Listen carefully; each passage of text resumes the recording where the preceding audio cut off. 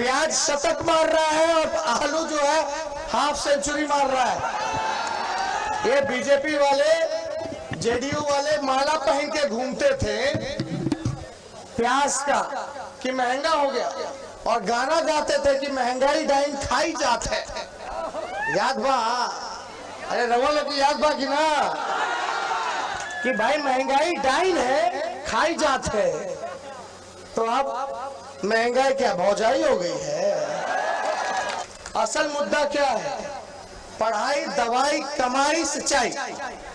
नीतीश जी ने 15 सालों तक ना पढ़ाई की व्यवस्था की, ना कमाई की व्यवस्था की, ना दवाई की व्यवस्था की, ना सिंचाई की व्यवस्था की।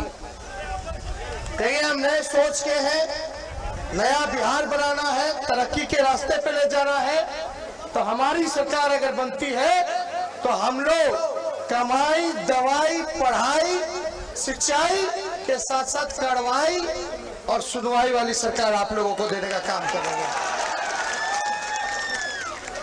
नीतीश जी के राज में दिल पे हाथ रख के बोलेगा, जब ब्लॉक जाते हैं, थाने जाते हैं, तो बिना चढ़ावा दिए कोई काम होता है?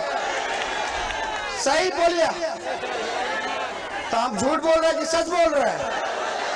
नीतीश जी ने 60 घोटाला किया, लगभग बिहार का 30,000 करोड़ का बिहार के खजाने से भ्रष्टाचार किया। किसी पे कार्रवाई नहीं हुई, किसी की सुनवाई नहीं होती है। इसलिए आप लोग देखिए, अभी प्याज का दाम इतना, बैठ जाओ भैया, बहुत तकलीफ दे रहे हैं, सहयोग कीजिए। आप देखिए, एक बात समझिए, कितना महंगाई हो गया है। प्याज शतक मार रहा है और आलू जो है हाफ सेंचुरी मार रहा है।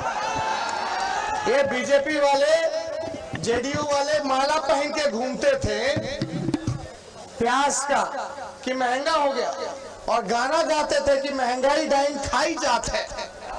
याद बा? अरे रवल की याद बा कि ना कि भाई महंगाई डाइन है खाई जात है। तो अब महंगाई क्या भौजाई हो गई है? अब डाइन नहीं है।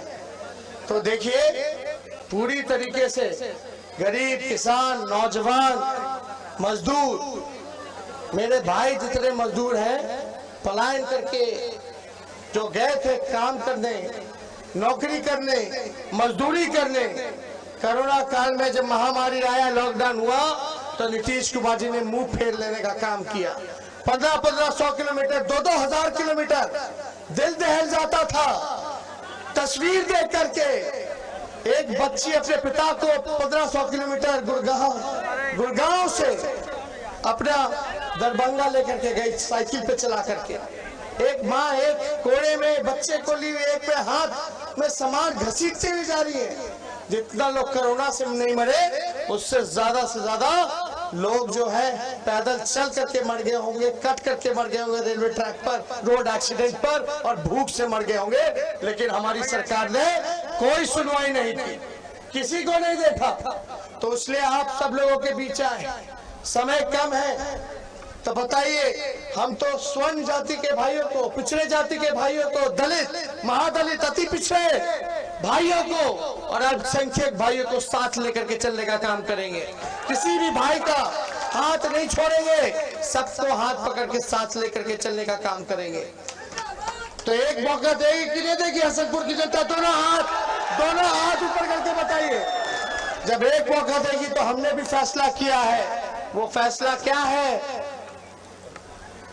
वो फैसला क्या है?